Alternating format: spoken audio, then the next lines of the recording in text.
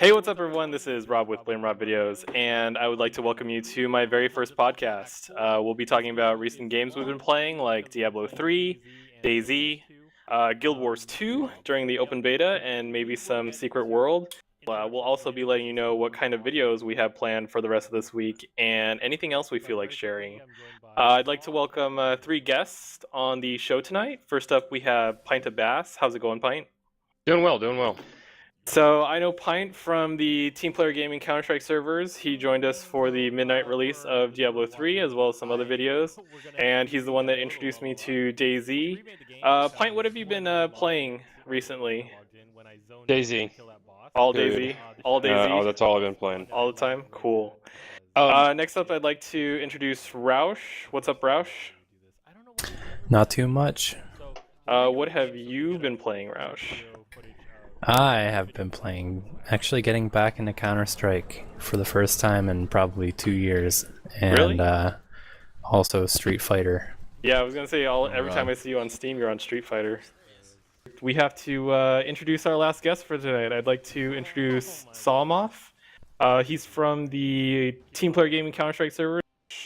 Thought you didn't do any video. Oh, you did do the Diablo 3 videos with us, right? Yeah, I did a couple Diablo 3 videos. All right, cool. Have you been playing Diablo 3 a lot this last week, or have you been up to other stuff?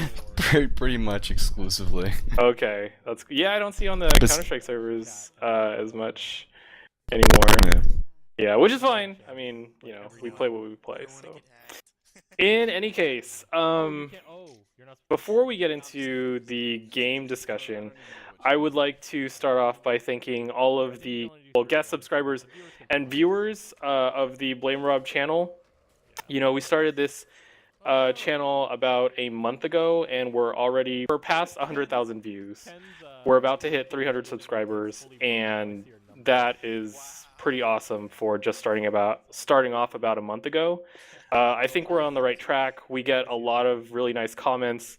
People keep telling us that we should have way more views on our videos than we should, but unfortunately the reality is it just takes time before we get super popular. So I'd just like to thank the viewers. And actually this podcast, or if you're going to be watching this on YouTube, this video log is a result of just something that I'm trying to do for the viewers. I thought it'd be nice to have these weekly podcasts to sort of wrap up what we did for the previous week, as well as go over what we're going to play this week, maybe give you a preview into the schedule and things like that. And if these go really well, we might start doing these live and having live chats like on Twitch TV and take questions live and things like that. The first thing I'd like to go over is Diablo 3 and maybe talk a little bit about the upcoming patches and how we feel about Diablo 3, and if we even remember playing during the midnight release, because I don't know about you guys, Pint and Roush, but I can barely recall. It was hazy. What happened? It's all a blur, right? all I remember was keep my eyes open and sing Barack Obama. We got him to the White House. I did not know that was part of Diablo 3. Roush, do you remember anything from that night? Oh, yeah, man. I've gone back and watched all the videos. It is fresh. I didn't remember it the first time. Wait, seriously? Did you go back and watch it? No, I watched a fair bit. It's just, It's funny to hear our conversations just degenerate over time and get to the point where we just kind of ramble and say stupid things. It was fun. It's kind of getting to that point now, regardless. But actually, I think you're right. Don't tell your viewers! I know, right? I thought we could talk about the recent changes in Diablo 3. There's a lot to talk about, but I thought we could talk about maybe the recent changes in Diablo 3, how we feel about it now. So like things like the 1.2 patch, the Real Money Auction House, the hot fixes to the Monk, Wizard, and Demon Hunter, aka their nerfs. The new monster damage scaling, how it's removed for multiplayer, and maybe what we think about patch 1.3. And we don't have to talk about all of those topics. We can just, if you guys have any thoughts on any of those topics, we can sort of bring it up. Maybe let's start with Saw. What do you think about the state of Diablo 3 right now, or the upcoming patch? State of Diablo 3. Let's see. So contrary to how much criticism we've had for it, I've actually found myself enjoying the difficulty of Inferno a lot more than I thought I would. And for the viewers, what class do you play? I play Monk. So we initially were kind of saying about how ridiculously stupid Inferno was going to be, and how some classes had it crazy easy and others had it crazy hard. Right. I think I wish Inferno was easier a lot of times, but then I sit back and I play for a little while, and I realize that if Inferno was any easier, this game would be boring, because I would just beat it and I would be done, and then there'd be nothing for me to want to do in this game, which I guess you could say is true about many games, but that's not what I wanted out of this game. I wanted something that I could keep enjoying to play, on and on. Right, and so my response to that would be, and just as an FYI to the viewers, I think I remember reading an article saying that the developers of the game touted that Inferno. They said that Inferno difficulty was supposed to be the end game, but I guess my perspective is there's a different, and I don't want to go into my huge raging rant, because I promised myself I wouldn't do that for this podcast, because I've done it way too many times, both in the videos and when talking to my friends. But in any case, my perspective is that there's a difference between making it technically challenging, as in making sure you have a good set of skills, a good set of tactics, maybe even especially including the multiplayer aspect, like having a balanced party or having a good party strategy, even if it was the typical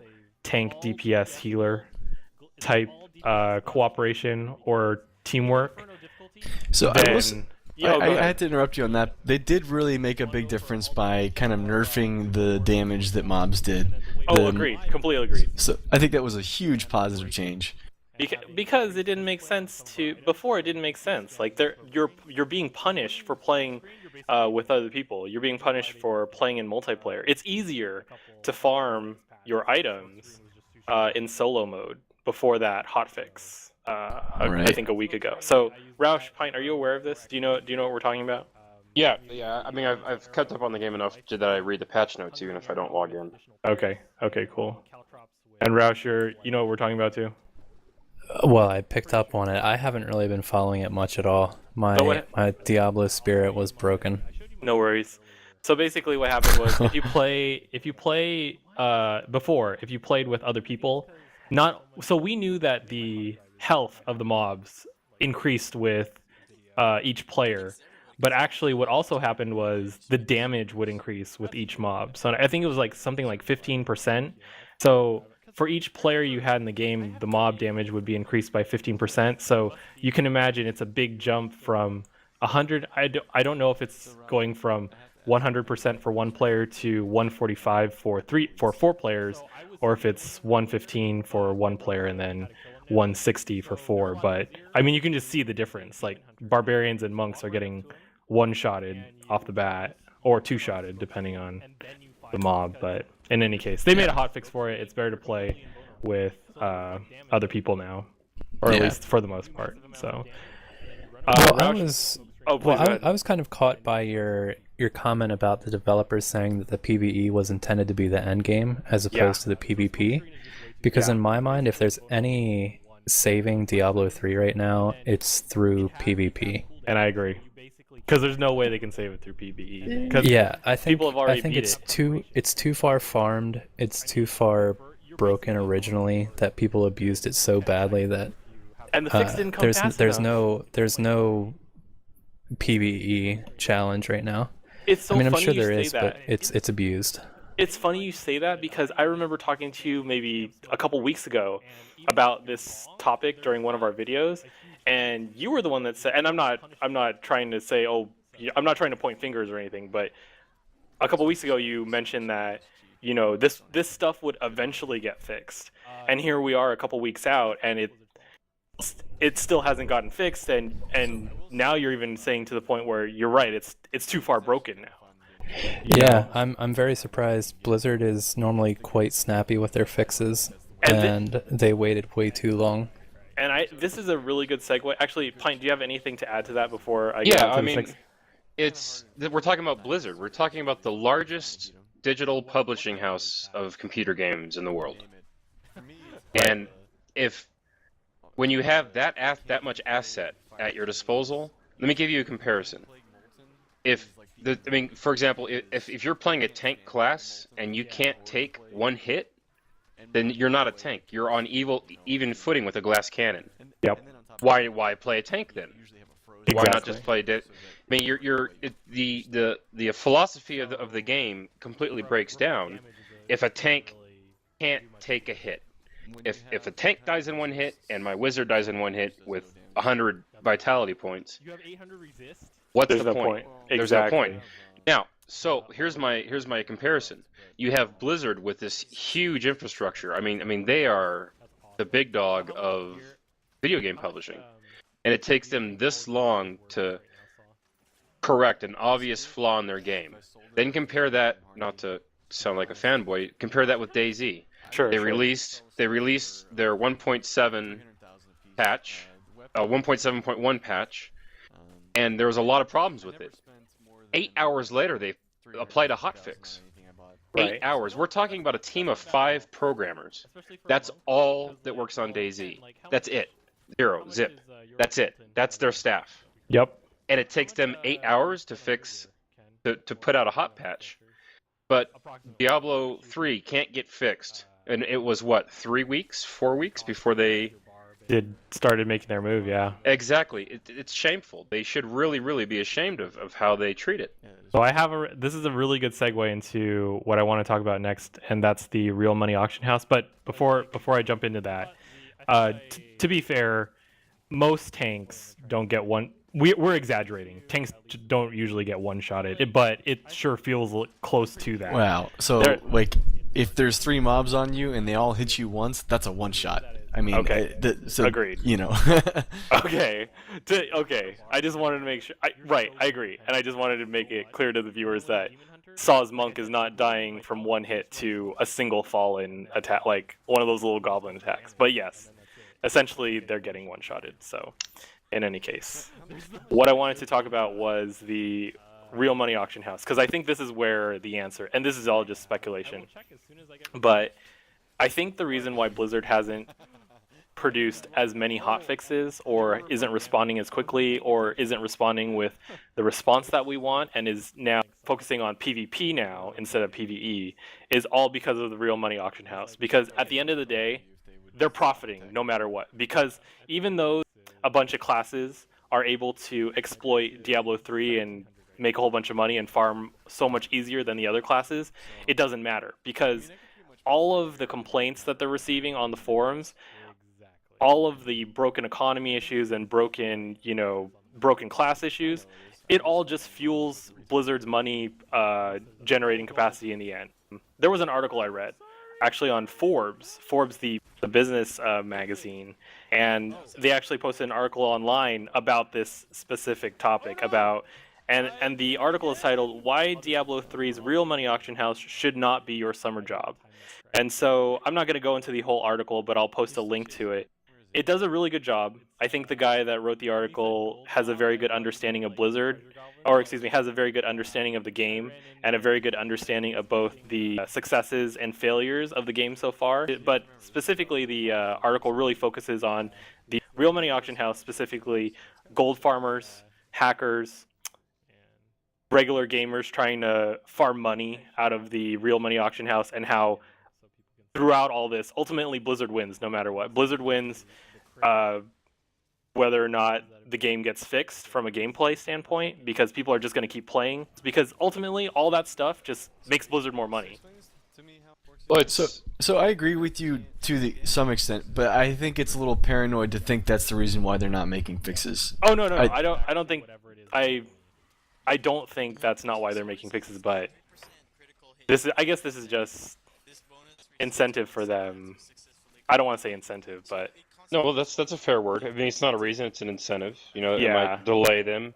There might be an accountant in the room when they're talking about it, going, "Well, you it's know, not guys." stimulating them, that's for sure.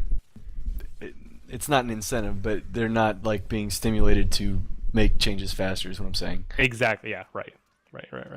Well, I mean, it's kind of like this was years and years and years ago, but one of the people that was working on the Counter-Strike Source engine he worked on it, and then he went off to another game, and he got quoted saying something. I'm heavily paraphrasing because this was a long time ago that I read it, but he said, "Any game that's multiplayer online where you can be banned for cheating, having some scrub way where hackers think they can get away with it does nothing but benefit the company, because those people are just going to buy another copy of the game."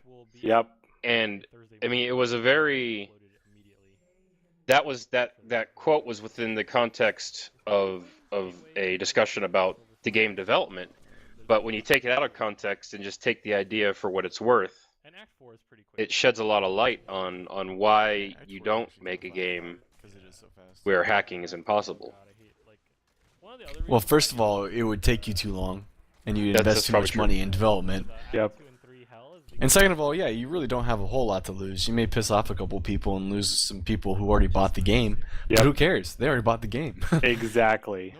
Blizzard's already got your money Right. for and Diablo 3. with the way that digital licensing works, I mean, you can't get a refund. Yep. This sounds more like a EA Battlefield 3 discussion than Diablo 3. It's funny you should mention that, because we're gonna have, my buddies and I are gonna have a BF3 LAN this Saturday, and they were already talking to me about how they were so excited they bought like there was an expansion that came out. Yeah, or it's like the something like that. premium pack. It's like The an premium extra pack. crazy amount of money. It's like buying the game all over again. It's like it's like $50, and it comes with 4 map packs and weapon packs, and one of those has already been released, and one of them was released recently, and 2 are coming in the future.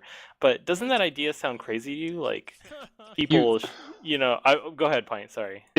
These aren't companies that are making games for the enjoyment of games. These are people that are making games as a cash cow. Understood. And agreed. that's the difference. Yeah. And when companies get back to their roots, where they're making, like, I mean, look at Valve. id Software, Valve in the beginning. Well, I mean, you look at all these old publishers, they love the games they made. They wouldn't. Yeah. I mean, Well, the thing now it's is, ridiculous. in order to find that, you need to look to indie games, which I think Yeah. is why they're so outrageously popular right now. Because it's people making games that they want, that they think are actually a good idea. They're putting the effort into it to make it a good game, Like DayZ. and they're not Right. not trying to abuse you or make you shell out extra money just to For extra play the content. game. Yeah. Or Making people pay money to play on a new map is ridiculous. Ridiculous. Yeah. Well, I don't want to spend the whole podcast talking about such depressing topics. Yeah. Well, just so I can get this on film on the audio. Film tape. I never audio. bought Battlefield 3. And here's my reasoning. They didn't include an in-game buy-up. Any publisher that big that does not include an in-game buy-up is trolling you. Or PC. Well, That shows on their character. I think it's important to point out that Pint played a ton of Bad Company too, Yeah. and we loved that game, but we all gave up on it. Because one of the reasons being the voiceover IP. Yep, that was the whole reason. And that's terrible. Yeah, agreed. Like how... I'm not You going to know go what? into a They raging tried. They tried to put it in the game. It's just that their code that they used was crap. Oh, they failed they so made hard. They made an attempt at it, at least. That's really bad. I mean, look at Dungeon Defenders. That has in-game buy-up. Yeah. Supported. And it's good. It works. And that's made by what? 2 guys in a fucking basement? 2 guys in a fucking basement can make in-game buy-up for their little game. Yeah. Was it 2 guys in a basement that made I'm Dungeon Defenders? exaggerating. I don't know. I think he's exaggerating a lot. It's the Quake guys, right? The Doom guys? The Quake or Doom? I forget who it was. I think it was Doom that was... The original coding was done by 2 guys in a basement. I think that's... No, but I mean, Dungeon Defenders, the guys that made Dungeon Defenders, they were putting their savings into the investment of the game before the game was released. I see. It was a true indie we're more than likely going to make our money back type of thing. Right, and they, I don't know how much They they did. made, but it seems like yeah, it seems like Dungeon Defenders was successful. Although I don't know about all these new expansions and characters and stuff, but whatever. I can accept it. The original Dungeon Defenders out of the box was a lot of fun to play with you guys. We all played. I think all of us here played. Yeah, we had fun with that. Yep, Yeah. that was a good game. All right. So, if there's no more ranting for Diablo 3 or Battlefield, I thought we could talk about DayZ next. The hot young new girl in town, as far as mods go. And maybe Pint, you want to give us I know we did this before for the other podcast, but do you maybe want to give us a brief description of what DayZ is and why it's so popular? I'm getting good at this. It is a and maybe even convince Roush and Saw to play. No, gay. It has a first-person shooter interface, but it is at its core it's a survival simulator. Right. Your goal is to collect items, forage around, and not be killed by either zombies or other players. You need to be cautious. You need to be sneaky. You need to use your head. You need to think like you actually would have to think if you were in that situation. Like a Hunger Games situation. Exactly. And then also, I can't go suicidal, Rambo. You can actually. You could. You could. There's nothing stopping you. And if you get your jollies off that way, then more power to you, because it is a sandbox game, and you get to decide what makes it fun for you, whether that's killing players, or being Rambo in a town, or trying to survive as long as you can, or trying to acquire every single vehicle on the map and hoard it. Like fun, actually. Hoard it like nuts. Success. And so we'll get into that for in a bit, but I also want to note, because we forgot to mention this in the other podcast, that there's no radar in that game, and there is a map, but you have to find it, and it's not even really that helpful unless you've got the other item, which is the GPS, and you're working with your team or what may have you. But there's no radar, there's no in-game map HUD, and you have to find a compass in order to help yourself navigate. There's a map available online, and it'll get you by if you can decipher it. But I don't know how else would you describe that feature of the game, or that aspect of the game?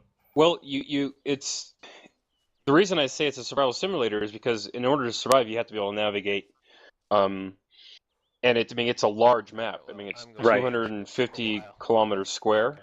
So, good luck. It takes a good 40 minutes of running in a straight line to go from one corner of the map to the other. Exactly. And assuming you can run in that straight line, right? Assuming that you're not, you have to. I don't know. For the most part, we have to sort of duck and weave through hotspots. Right. There are hotspots where people staying away from towns that you get shot at often. Using tree cover for your route. Right. Go ahead. It's the first game. It's the first game I've ever played where land navigation, military-style land navigation, is an aspect of the game. I think people, that might be a detriment, or that might be something you like about it. But, and so we don't have to get too terribly detailed in this DayZ discussion. We already sort of did a DayZ podcast, Should You Buy the Game or Not? And so I'll link that in the video details as well. And we also have a bunch of videos on the channel, and so I encourage you to check those out.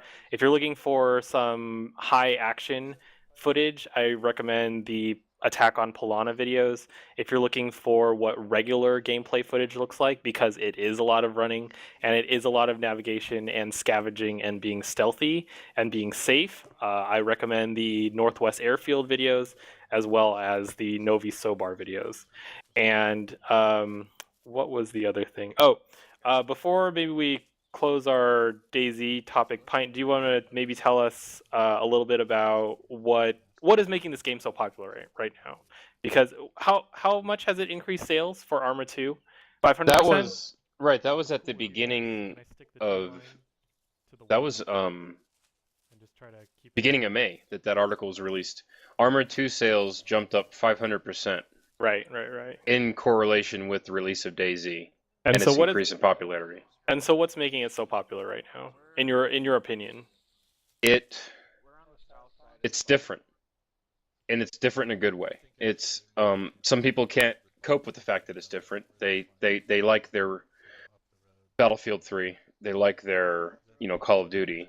Right. So what do you mean I can't spawn with a giant machine gun? Exactly. What do you mean I have to run 40 minutes to an airfield where I'm going to get shot while carrying a pistol? They don't get it. I mean, it's unlike any other game that's currently available, as far as I can tell. Right. So that's its draw. It is a unique little social experiment, pretty much. I mean, and it's funny because there have been so many other survival simulator games, especially on the Warcraft 3 custom maps, as well as I think StarCraft 2 is starting to come out with it as well. But the survivor genre, I'm sure it didn't start with Warcraft 3. I'm sure there were a bunch of other games that did it before, but I think DayZ is different because the map is so huge, and it's a first-person shooter, and you're right, it's just so realistic, and there are a lot of aspects to that game that's taking that survivor genre and just making it like 100 times better. So if you're interested in DayZ, check it out online, and I'll post some links in the video details for the highlights videos. I thought we could end by talking about Guild Wars 2. The open beta weekend was, I believe, 2 weekends ago, and I think Roush and I were the ones, along with a few others, to try it out. Roush, it was like 2 weekends ago, right? Yeah, I think that's right. Yeah, and so what did you... We won't go into detail too heavily, but what did you think about the game overall? I think it's a lot of fun, and even after we got finished playing together, I just played single player a bit, just trying different races and different classes, and it's a lot of fun. I mean, they do a good job of keeping it fast paced, and it just seems like there's always something to do. I'm excited for it. What else do you think makes it so much fun for you besides it being fast paced and giving you stuff to do? Well, I have history with MMOs. I played WoW for a time. I have Guild Wars 1 as well. And this game just does a good job of adding some speed to MMOs, which I think WoW kind of lacks. And I would agree. And at the same time, kind of taking some of the flashiness from WoW and adding it, because Guild Wars 1, it's like when you use a spell, you don't even know you use it. Like, there's nothing there. So this game is like flashy graphics, fast-paced, and it just feels like you just go and go and go. It's fun. You know what's funny is that I don't even know if Guild Wars 2, even though it looks and feels like an MMORPG, I don't think that's its genre, because I think the end game intent is the PvP, right? That's definitely how it was for Guild Wars 1. Right, right. Endgame PvP was where it was at if you were competitive, and you could even make PvP characters that started at max level and just get right into it. Exactly, because that's what I noticed with it. Seems like you level your skills fast in Guild Wars 2, or at least that's the way it was in the beta, and so you could have your endgame character ready. Well, I don't know how it's going to work when Guild Wars 2 actually comes out, but I do think the endgame is PvP intended. The server versus server aspect, I think, is really cool, and I agree with you on a lot of your points. I think it's a solid game. I think it's fun. I think it's fast-paced. I think they did a good job incorporating a lot of the successful themes from a lot of other MMORPGs like Rift. So Roush, did you ever play Rift? Did anyone here ever play Rift? I did. I did not. Saw, did you get a chance to play Rift? Okay, so in Rift, what they did was they introduced an aspect to, and they may have done this before, but they introduced a questing system where, if, let's say, for your quest, you had to kill a certain mob, and so there's you, and then there's like 10 other random guys that are camping the spawn for that mob. Well, as long as you tag it, you will get credit for it, no matter who started hitting it. So you know what I mean? So like, if some random guy starts beating on the mob, and then everyone else joins in and eventually contributes to the monster's defeat, then everyone would get credit for the quest. Whereas in like WoW or traditional MMORPGs, you have to be the one to tag the mobs. That makes sense, right? So Yes. Yeah, I mean, if you get first hit, it's assigned to you, and everybody else can go screw themselves. Exactly. So I think that's a plus. The other thing they introduced was the idea of events. So sometimes, and I don't know what the triggers are, but sometimes there will be events on the map that are basically like random quests, and it applies to everyone on the map, everyone on the region, or everyone on that part of the map. And it can be something as simple as there's bandits attacking and you kill all the bandits. It's a group effort, like a huge group effort to kill all the bandits. And the difficulty scales with depending on how many people are in the area at the time. And as long as you contribute, you get credit for the quest, and you get credit. The more you contribute, the more credit you get. And so I think that's another aspect that keeps the game interesting and fun. And along with the solid graphics, solid gameplay, I'm really impressed with the game mechanics, the skill, the customization, including the character creation. Holy garbage! The characters are detailed really well in that game, is all I have to say. And yeah, overall, just a very solid game. Which characters did you end up playing after we stopped, Roush? I tried every single one, I think. I just tried different races, male, female, in every class. And your favorite class so far? It's tough to say. I played Mesmer the night of the beta when we played together, and I think that's probably my least favorite. I think they just don't have a really good defined role right now. You said Mesmer, right? Yeah. I actually really liked. I tried Mesmer last. I really liked Mesmer, but you're right. They don't have a I don't know. I mean, it's like in Guild Wars 1 they were very much support, and in this they're very much not. And it's like their DPS is not great. Their ability to generate their ghosts is not great, and that's like what their whole gameplay is. Right. But I really enjoyed Guardian, so that's probably my number one at the moment. That is so weird because I hated playing Guardian. They had low DP, and I really enjoyed playing Mesmer. So we'll have to group again for the next open weekend beta, or next weekend beta, which has not been scheduled but has been confirmed in an announcement. So when Guild Wars 2 is when Guild Wars 2 has their open beta weekend again, we will be recording and providing more footage for that. So moving on, we were going to talk about Secret World, which just had their open beta this weekend. And myself, Smoke, and a few others participated in that, but Smoke couldn't join us tonight, and Brian couldn't join us tonight, so we'll save that for next week.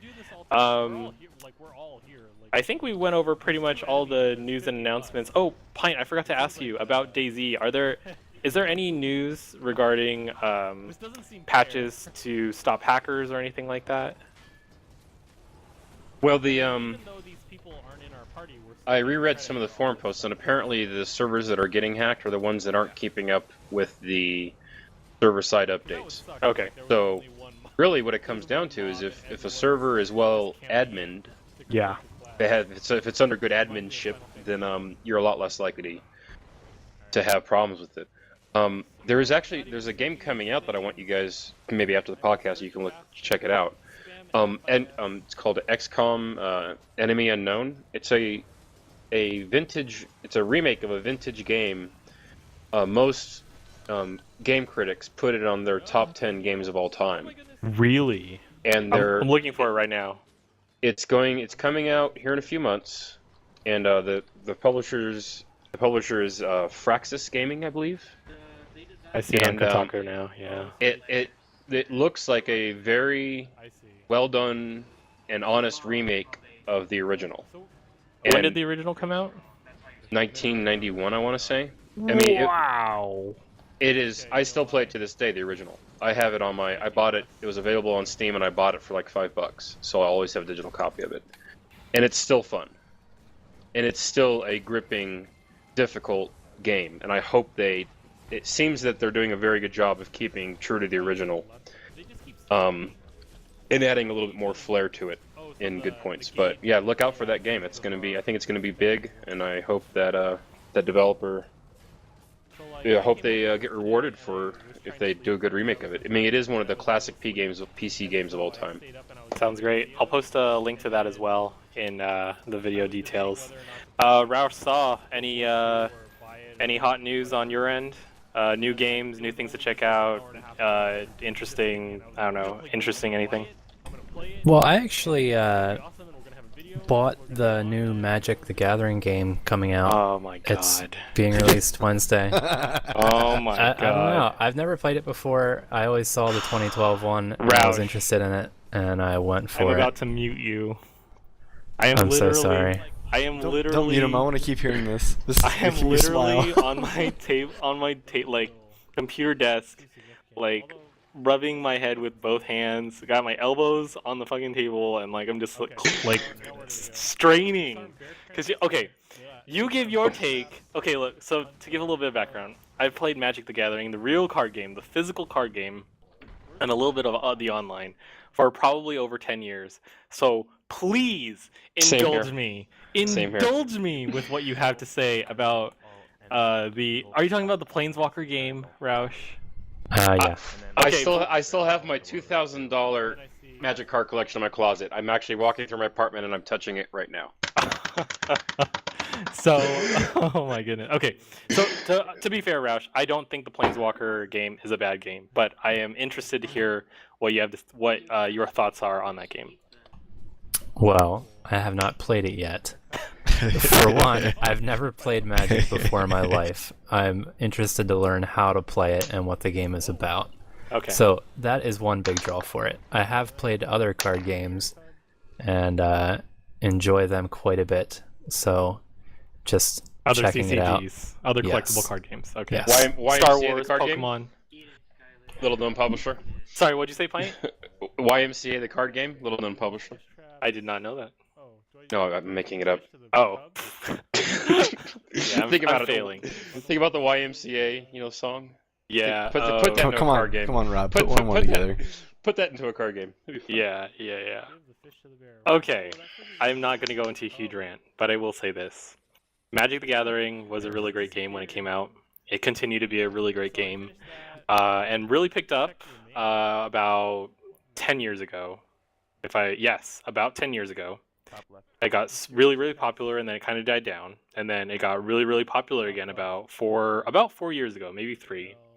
And now, over the last 2 or 3 years, it has really, maybe over the last year or two, it's really gone from being about having skill in the game and having a balanced card set to Wizards of the Coast is now just milking it for money. They're making cards that are just so overpowered in that game that when you draw that card, there is a high chance you will win. And the reason this matters is because there are to give you a quick lesson of the competitive environment and of Magic the Gathering, there's basically 2 kinds of formats that you play in. The first one is called Constructed, and the second is called I want to say it's Draft, or it's I forget, Limited. I want to say it's called Limited. So in Constructed, as the name implies, you buy your cards, you prepare your deck, and you bring it to the tournament or competition. Pretty straightforward stuff. So on that aspect, it's a pretty level playing field. And so those overpowered cards don't really matter too much, but actually what I'm trying to say is everyone has access to those overpowered cards, and so in a sense it's fair, but in another sense it takes away from the skill of the game because now it's just a matter of who's drawing it first, and that's really what it's become. On the other format, the limited format, this is where you go to a store or you go to the tournament, you're given packs, and you open your packs, and then you construct your deck out of what you receive in those booster packs. And so, as you can see, if you get an overpowered card, or if your opponent gets 5 overpowered cards, and believe me, these cards are game breaking, and they're easy for anyone to use. I mean, it's just unfair. It's completely unfair. And a lot of the pros agree that Magic has taken a turn for the worst, and it's now about who draws those mythic rares and those overpowered cards. And so that's weird because I mean they really moved away from that. I mean when I first started playing, you had the power of 5, which was like Time Walk, Yeah. Wheel of Fortune, right? There were a lot of good combos. First Right. turn kills. First turn kills, right? Channel with Fireball. the Mox, Channel Fireball. I mean, they really moved away from that. They did. And made it more, and added a lot more, creature decks were more viable, weenie decks were viable. This was, this is like 2000, 2002, around that area, when Ice Age came out. Yeah. Oh, wait. 2002? When did Ice Age come out, like 2000? 2000, I'm trying to think. Maybe Ice Age probably came out about in the 1990s.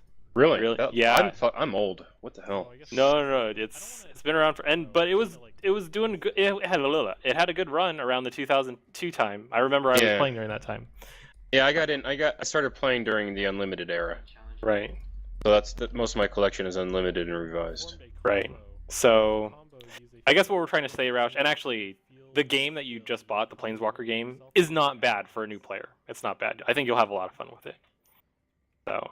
Except it stinks. No. How does that work? He's just went on this huge rant about how bad it's gonna be. How does that work? Like when you look. Oh, when you go ahead, Pint. Well, I'm curious. When you buy the game, do you have access to every card that's in the set, or do you have to keep buying digital booster packs? As far as I know, you have access to like 10 decks, and you may have to unlock certain cards within a deck by playing the game, but I don't think you have to buy boosters. So I'm familiar with your game, and so yes, there is an unlock system, and then I think you can buy additional booster packs, and then if you want to play in tournaments, you have to. I don't know if this is true for Planeswalkers, but I know. So there's there's so much to this game. So there's the Planeswalker game which you bought, which is on Steam, but then Magic has its own Magic the Gathering Online, which is the official Magic the Gathering Online for like the true diehards, the real players. And so Magic the Gathering Online, the real one, has all the cards in the game, all of them.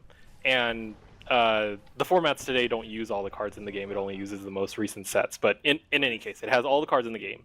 What you bought, Roush, is a very small subset of all the cards in the game. A very small subset. And I know then, it's not even close to the full number. Right, but it's okay. It's good for someone that's trying to learn the game. And yes, even though I did go on that huge rant, I still think that Planeswalkers is a decent game for what it is. If you accept it for what it is, it's a decent game.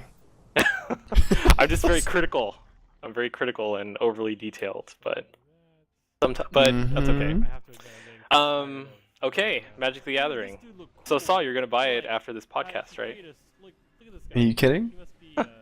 You know what I'm gonna do? I'm gonna take the money that I make in the real money auction house, contrary to what you said. Yeah. I'm gonna take that money and not buy it.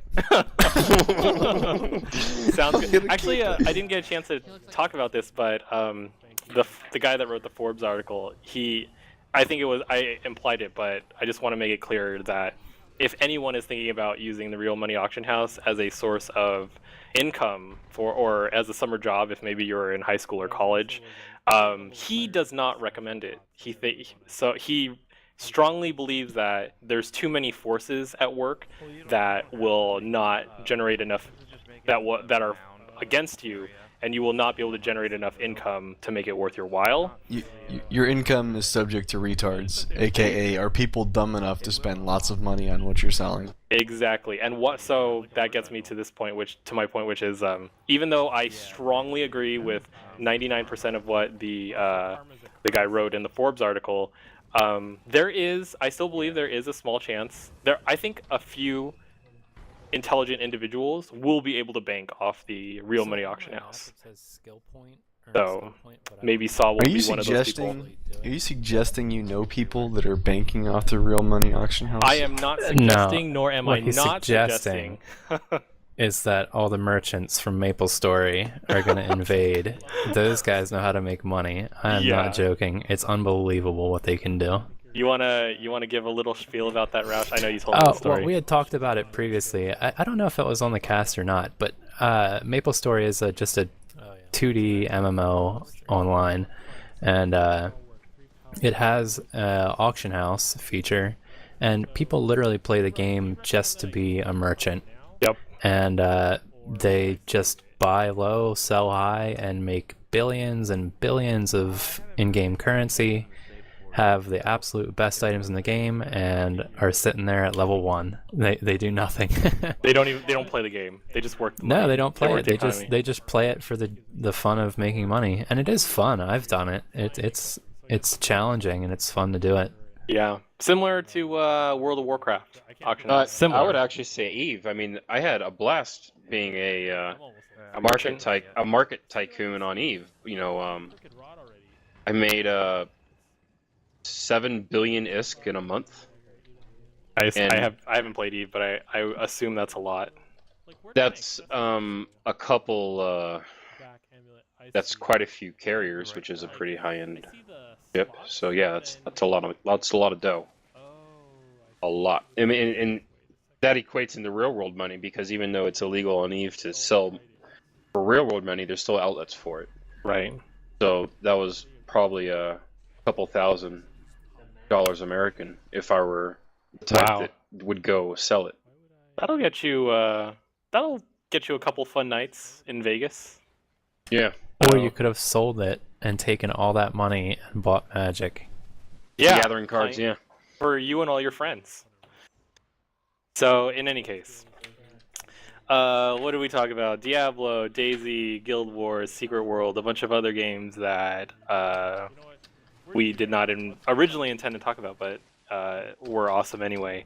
I think that's it. I guess we could go over what we have scheduled for BlameRob for this upcoming week. And maybe I should have gone over that in the beginning, but I thought it might be a good idea to go over it at the end. In any case, this week on BlameRob, we're going to try to finish up the Diablo. Well, not finish up. We're going to at least try to get at least one Diablo 3 Inferno video up. We're on Act 1 Inferno. I'm scheduling that very aggressively. In addition to Diablo 3, that we have a DayZ video scheduled for Friday. Pint, I think you'll be... Pint, are you partaking in that? Which video are we doing on Friday? I posted it in the forums, but... I'll check it out. Yeah, so on Friday, we're going to kill people. We are going to camp, hopefully one of the major cities, or the biggest city, if not one of the biggest cities, and just wreck people. Our goal is to empty the server and just have it be us. That's how bad we want to wreck face, essentially. So that's on Friday. Let's do it at Sorry Sober on a full server. I was thinking get some action that way, or the Northwest Airfield. Yeah, we'll strategize offline, but yeah, I was thinking Starry or maybe Cherno or Electro, but it depends how many people we get and stuff. It might make good video if we're shooting people running down the beach with flashlights, but I mean, I want to fry some big fish, you know. Sounds good. Maybe we'll do both. And this is only one video, so there will be plenty of other DayZ videos to come.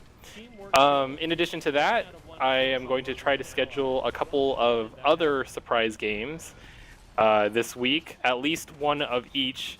And if you have been following the comments on the videos, you may know which video games I'm talking about. So stay tuned for that. I think that's it for tonight. Do you guys have any final closing thoughts or comments? Pint, Roush, or Saw? Nah, man. No comments here. No, I think we went over everything we want to talk about. I wanted to give a shout out for the XCOM Enemy Unknown. I think a lot of the people that are younger and weren't playing video games in the 90s really missed out. And here's your chance to play that game for it. Yeah, to make up for it. Sounds good. And Roush, I know you will be furiously training for Evo, so you can kidnap Daigo and take his place. That would just be bad. I'm not good enough. For the whole community. Yeah, they would fall apart. He's too good, man. Yeah, he would know. You wouldn't even be able to jump them. He would just know that you're coming. Yeah, he would read me like a book. Yeah, that's exactly what happens. Okay. I would like to thank Pint, Roush, and Saw for joining us tonight. Thank you very much, guys. You're welcome. Thank you. And I'd like to thank all the viewers. I'd like to thank all the people at TPG, all the guests, everybody that has contributed to these videos in one way, shape, form, or another. That will do it for tonight. Thanks, guys, for listening, and we will see you next time.